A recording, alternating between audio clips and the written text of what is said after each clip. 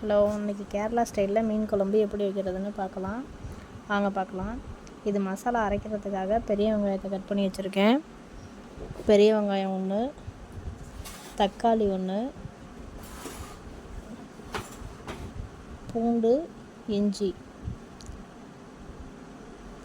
Add பண்ணிக்கணும், இஞ்சி add பண்ணிக்கணும். அப்புறம் தேங்காய் கம்மியாக கொஞ்சமாக சேர்த்துக்கணும்.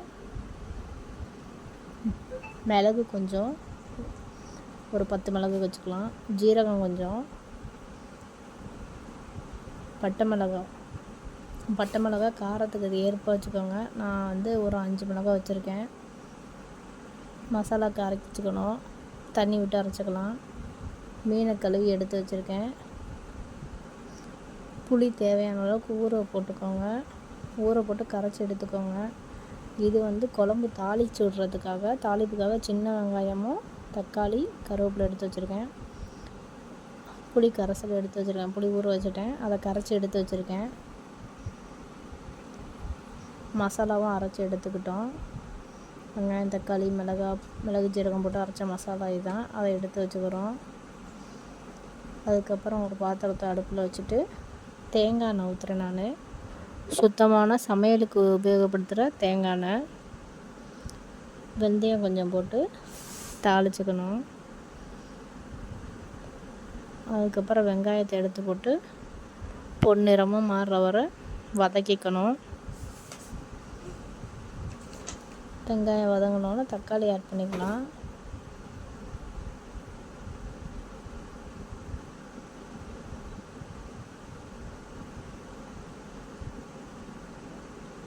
வெங்காயம் வதங்கிருச்சு. இப்போ தக்காளியும் சேர்த்து வதக்கிக்கலாம்.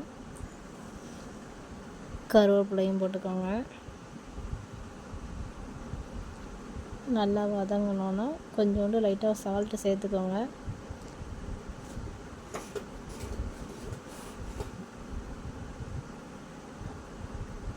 நம்ம அரைச்சி வச்சுருக்க மசாலா பேஸ்ட்டை போட்டுக்கலாம். கொஞ்சம் தண்ணி அரைக்கிறனா கூட அரைச்சிக்கலாம். நான் கொஞ்சம் திக்காக அரைச்சி எடுத்து வச்சுட்டேன். அதை போட்டு வதக்கணும். இந்த மசாலா வாசனை வரணும். பச்சை வெங்காயம் வாசனை இதெல்லாம் போகிறதுக்காக தான் நல்லா வதக்கி விடணும். வதக்கி விட்டு மஞ்சத்தூள் கொஞ்சம்,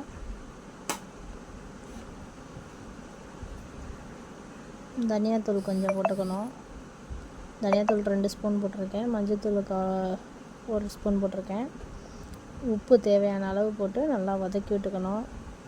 அப்புறம் புளி கரைச்சி வச்சுருக்கோம்ல, அந்த தண்ணி எடுத்து விட்டுடணும்.